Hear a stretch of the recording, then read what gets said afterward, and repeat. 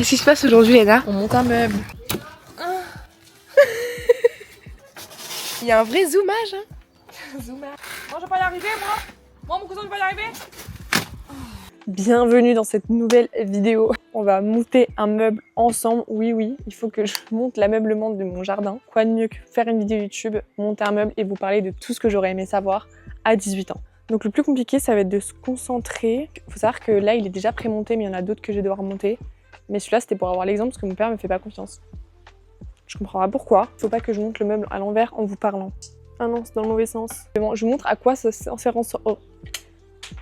Oh non. Je vous montre à quoi c'est censé ressembler juste ici. Je vous montrerai le résultat du coup à la suite de cette vidéo. Personnellement, la plus grosse leçon que moi j'ai appris, c'était vraiment de me dire que personne ne sait vraiment ce qu'il fait et ce qu'il veut dans la vie. Fais-moi confiance, papa. Oupsie. Moi, à 18 ans, j'étais vachement perdue. Enfin, on va dire que l'année de mes 18 ans, je savais vraiment ce que je voulais. Genre le lycée, fin lycée, je savais absolument, je voulais faire telle étude et tout.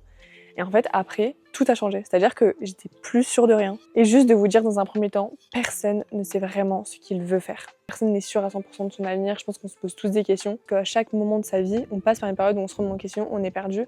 Genre, à 18 ans, je pensais que tout le monde avait un plan, sauf moi. Et en fait, je me suis rendu compte que non. Parce que même à 20 ans, 30 ans, 40 ans, enfin même quand je discute avec des darons, etc., genre personne n'a un plan précis, personne ne sait vraiment ce qu'il veut faire. On passe tous par des phases où on va se remettre en question, on n'est pas sûr de ce qu'on veut faire. Genre, c'est pas grave si tous tes potes savent ce qu'ils veulent faire et pas toi.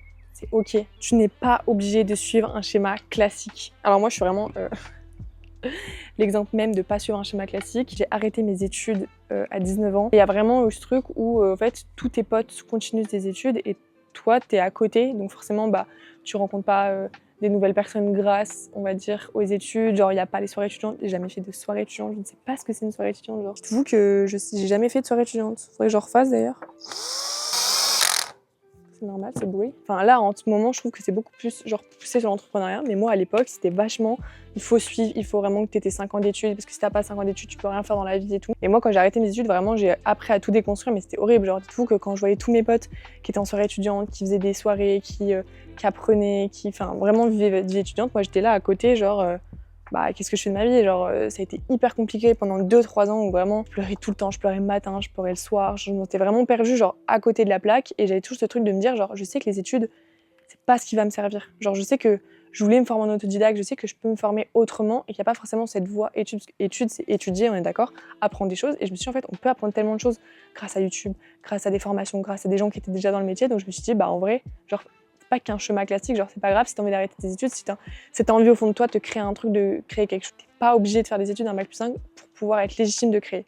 Et ça c'est dur parce que souvent quand on est jeune, on ne se sent pas assez légitime. Enfin genre aujourd'hui moi mon CV, si je voudrais être embauchée en CDI, je pense pas qu'il me servirait. Dans le sens où pas d'études, enfin c'est pas vraiment genre j'ai pas fait de stage dans des trucs de fou ou des expériences de zinzin, mais vraiment genre moi j'ai une expérience dans l'entrepreneuriat avec des entrepreneurs, avec ce que j'ai pu faire, avec les voyages que j'ai pu faire, enfin bref. C'est ok si t'as pas envie de faire un schéma classique et suivre tous les gens de ta classe. Pourquoi elle saute? Normalement là c'est bien monté. Ensuite il faut que je mette les planches par-dessus. Faut que je laisse un trou. Je suis à quelle étape moi déjà? J'ai mis les vis de ce côté-là. Parce qu'en fait il fallait que je change d'embout de ce côté-là, mais on m'avait pas dit. Donc c'est pas très droit mais bon. On va faire confiance à la science. Aujourd'hui mes potes même qui finissent leurs études maintenant parce que là j'ai 23 ans, c'est comme s'ils finissaient leur bac+5, ils sont autant paumés moi de ce qu'ils vont faire plus tard. Donc en fait, je pense que peu importe le parcours que tu choisis, en fait tout le monde va être paumé. C'est parce que tu suis des études que tu vas forcément te dire ok bon bah c'est bon peinard, j'ai rien à penser, mes études elles se font. Non, tu vas forcément passer par des étapes où tu te dis est-ce que c'est vraiment ce que je veux faire. Celle-là, l'année de mes 18 ans, j'avais je pense, je ne sais pas combien d'amis. Franchement quand tu vois mes 18 ans, on était, quand j'ai fait en tout, parce que j'ai fait plusieurs soirées pour mes 18 ans, on était peut-être une... Putain merde. On était peut-être une centaine, et même en grandissant, moi, à l'année de 18 ans, c'est là où j'ai perdu le plus de potes, mais je m'en suis fait pour la vie. Mes meilleurs potes maintenant, enfin, à part des exceptions forcément, mais sinon, c'est que des personnes que j'ai rencontrées à 18 ans. Genre, quand je me suis séparée de cette bande, ils me poussaient pas vraiment vers le positif, mais je regrette pas du tout, parce qu'aujourd'hui, mes potes que j'ai actuellement, je les échangerais pour rien au monde. Et même si j'en ai moins, genre, c'est beaucoup plus de la qualité, des gens vraiment qui sont là pour toi, qui te soutiennent. Si tu te sens pas toi-même avec tes potes, c'est que t'es pas au bon endroit. Parce que franchement, il y a rien de pire que... Moi, je sais qu'au lycée, c'était que ça. Même après, c'était fallait faire intéressant, fallait être le plus nain et tout. Et en fait, tu te rends compte que des fois, c'est pas toi. Dans le sens où il y a plein de gens que vous allez rencontrer, où vous allez vous dire, genre, avec eux, je suis moi-même et j'ai pas besoin de changer. Et ça, c'est toute la différence, en fait. Parce que quand t'es pas toi-même avec tes potes, ça peut pas être une relation saine ou qui va te faire évoluer. Et moi, aujourd'hui, je me suis entourée de personnes qui me ressemblent, des personnes qui me poussent vers le haut, des personnes avec qui j'adore parler, des personnes qui m'apportent, en fait, et à qui j'apporte. Parce que c'est pour ça que ça marche. Et aussi, ce qui m'a le plus choquée, des fois, il y a des gens, c'est vos amis. Enfin, vous pensez que c'est vos amis, mais vous faites rien ensemble. Vous voyez ce que je veux dire? Genre, c'est ta pote, mais vous voyez jamais. Bah, moi, j'ai compris qu'en fait, une amitié, ça se construit. Genre, c'est pas parce qu'on se dit qu'on est amis et qu'on a passé des moments ensemble qu'on est toujours amis. Dans le sens où une amitié, ça se construit. Donc après, il y a forcément des potes que tu vois moins, mais ça reste pareil.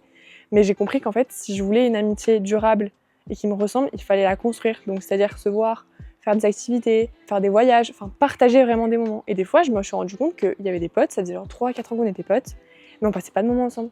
Genre, limite, on faisait les femmes sur Snap, on était potes, on répondait à la story, mais on ne partageait pas de réels moments, de réelles choses, de vrais moments d'amitié. Et là, je me suis rendu compte qu'en fait, bah, c'est pas ça l'amitié. L'amitié, ça se construit, l'amitié, on se voit, l'amitié, on fait des choses ensemble, on évolue ensemble. Et c'est vraiment ça, l'amitié. Exemple, imagine, je sais pas, t'es une pote, t'es pote avec elle depuis la maternelle, mais genre, vous êtes plus pareil, mais vous restez potes parce que vous êtes potes depuis les petites. Bah non. Genre, c'est beau être ta pote depuis la maternelle, si tu continues pas à la voir, si vous entretenez pas votre amitié, si vous passez pas de moments ensemble, bah ok, genre, c'était ta pote en maternelle, mais aujourd'hui, genre, vous avez grandi, pris deux chemins différents, et vous êtes pas obligés d'être potes. Ouais, ça, c'était vraiment le gros truc sur l'amitié que j'ai dû déconstruire, parce que pour moi, du coup, j'avais plein d'amis, je me suis rendu compte, bah non, genre, c'est pas ça des amis. Pour finir sur l'amitié, ton cercle définit vraiment ta confiance en toi et ta vision du monde, dans le sens où si tu, bah ça c'est un truc que j'ai appris, mais si tu t'entoures de 5 personnes qui sont négatifs et qui voient le côté, que les mauvais côtés des choses, bah tu vas être pareil. Hein. Ton cercle te définit, donc t'es la somme des 5 personnes que tu fréquentes. Let's go, premier meuble monté, on unboxing le deuxième. Je pense que ça va être une petite table à mon avis. L'unboxing le moins satisfaisant du monde. Oui. Le coussin. La notice, c'est super important. Ça, c'est les vis. Il faut que je les trie par catégorie. Eux, c'est les mêmes. 4 et 4. 4 et 4. Avec le 2. Oh, je pensais pas qu'il fallait bac plus 6 pour monter un meuble. Tu n'as pas besoin de tout savoir pour commencer. Il y a énormément de personnes qui veulent attendre d'avoir tout savoir, d'avoir fait le truc parfait pour commencer. Franchement, commence. Moi, quand j'ai commencé, j'y connaissais rien du tout. Je me suis lancée dans la communication, je savais à peu près les bases, mais je ne savais rien de tout ce qui était stratégie, etc. Et j'ai appris sur le temps en fait, parce que n'attends pas de tout savoir pour commencer. Elle faiblit un peu là. Je suis une pro. Ah. Bref, allez, maintenant, il faut monter l'autre.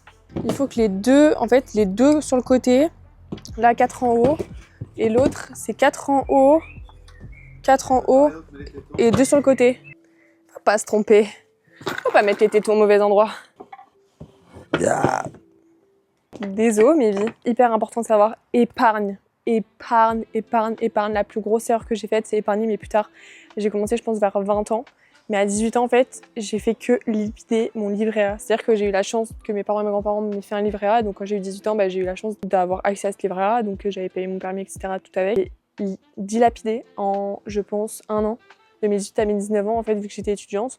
Et vu que j'y ai eu accès, c'est grave pour tout. Genre, je prends sur mon livret A, je retire, j'achète ci. Et en fait, j'ai dilapidé mon livret A. Après, ça servait à ça m'a aidé à me lancer, à faire des courses, même pour mon appart et tout, ça m'a aidé. Et même mes parents m'aidaient. Mais vraiment, j'étais vraiment dépensière, je pense, de mes 18 à 20 ans, c'est un truc de malade. Et je mettais pas de côté, donc franchement, j'ai commencé à mettre de côté vers 20 ans, 21 ans, et je regrette de pas avoir commencé à 18 ans, donc mets de côté. Même si c'est 10-20 euros, genre mets de côté tous les mois. Même si c'est 5 euros, même si c'est 10 euros, genre fais le plus de job que tu peux quand t'as 18 ans. Et vraiment, mets de côté. Quand tu peux, quand tu as la possibilité de mettre de côté, mets de côté. Je sais très bien que quand des fois tu es étudiant, tu peux pas forcément. Tu vas me remercier de t'avoir dit d'épargner à 18 ans.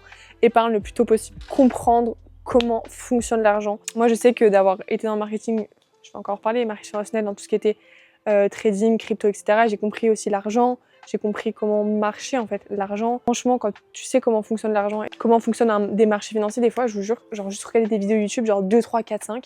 Une fois que tu sais comment fonctionne l'argent, je te jure que tu ne le dépenses pas de la même façon. Peu importe ton âge, c'est important de comprendre comment fonctionne l'argent. Pourquoi quand tu laisses de l'argent sur ton compte bancaire, tu perds en valeur. Parce que du coup, l'inflation monte et ton argent, elle a pas monté. Donc en fait, elle perd en valeur. vu que les choses augmentent. Bref, je suis pas prof d'économie, mais en tout cas, comprends la valeur de l'argent, comprends comment fonctionne l'argent et comprends comment toi, tu peux le mieux investir dans tes projets, dans des choses comme ça, ou même des fois dans des livrets A, livrets d'épargne. Des fois, tu as 4%, on va mêler dessus parce qu'ils prennent 4%, ils ne perdent pas en valeur. Ce que tu échanges contre un salaire, c'est ton temps, c'est toi, c'est ta valeur.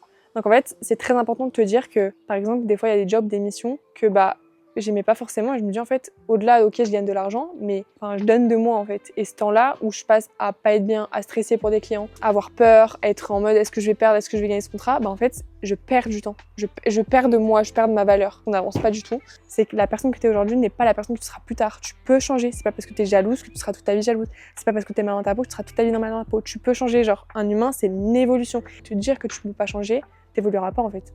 Et ça, je trouve ça trop dommage parce que moi, il y a plein d'aspects sur ma vie où, par exemple, j'étais exemple en amour, hyper jalouse, dépendante affective. Tous ces aspects-là, j'ai décidé de les changer parce que je me suis dit, si je veux une évolution de moi-même, il faut que je change ces choses-là.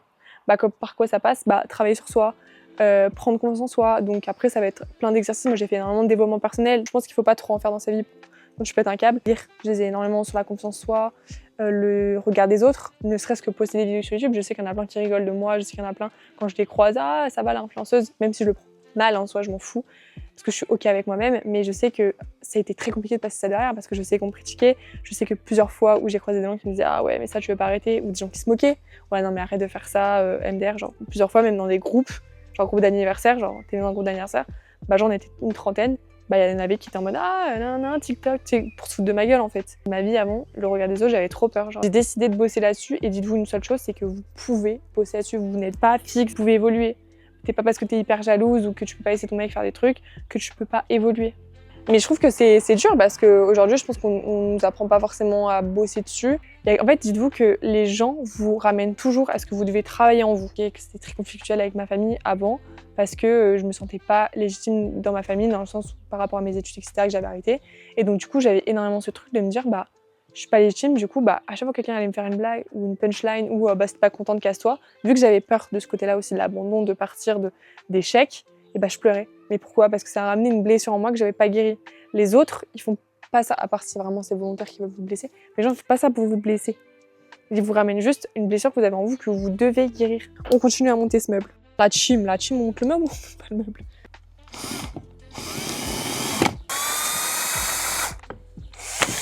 Putain. Ok, donc là les gars, là on met ensuite celui-là. D'ailleurs hier j'ai regardé le Investigation McDonald's. Ça craint, il y a plein de choses qui craignent. Voilà, nul de service quoi.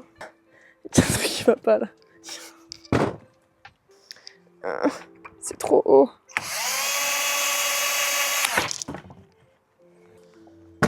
Voilà, pourquoi ça fait ça ? J'ai vissé l'autre côté. Maintenant, il manque le milieu de la table. J'ai quasiment fini ce petit meuble. Franchement, c'était hyper long, donc je vous ai épargné toutes les étapes. Il me manque quelques vis. Et là, c'est une sorte de pouf, je pense. Au début, je pensais que c'était une table. Mais en fait, non. J'ai fissuré le bois, là. Et je pense que je vais pas le dire à mon père parce que je vais me faire tuer. Ah, je pense que j'ai fait le tour dans le sens où c'est ce que j'aurais aimé savoir à 18 ans, que ça va aller, peu importe si tu te sens mal maintenant, si tu sais pas où tu vas aller, ça va aller, tu vas trouver ta voie. Genre, rien ne reste dans la vie, tout change, tout s'améliore. Et moi, c'est une phrase qui m'a beaucoup aidée quand j'étais même au collège. Je sais pas forcément bien au même lycée où je me disais, putain, même quand tu vis des ruptures, genre tout passe, toute émotion négative passe, tout le temps fait, tout passe, le temps passe. Même si t'es mal maintenant, l'autre genre de vie que t'es perdu, tu sais pas ce que tu veux faire, tu te sens frustré, tu vois les autres avancer et pas toi, genre c'est soit pour une raison de te dire ok, si je ressens cette frustration, c'est que j'ai besoin de faire des trucs. Donc fais des trucs, passe à l'action. Moi c'est tout ce que je te conseille. On n'a qu'une vie, voilà, monte des meubles. En tout cas, ça m'a fait trop plaisir de tourner cette vidéo. J'espère qu'elle est pas trop fouillie. Mais on a réussi à monter 2 meubles, enfin à peu près. À la semaine prochaine pour une nouvelle vidéo. C'est lunaire, mais qu'est-ce que je fais ? Donc j'ai déjà monté cette petite table, trop chou. Ensuite, j'ai monté lui. Et lui, là-bas, on l'a monté avec mon père. Mais en vrai, c'est mignon. Il manque encore tout le gros de angle. Et je vous montrerai fini.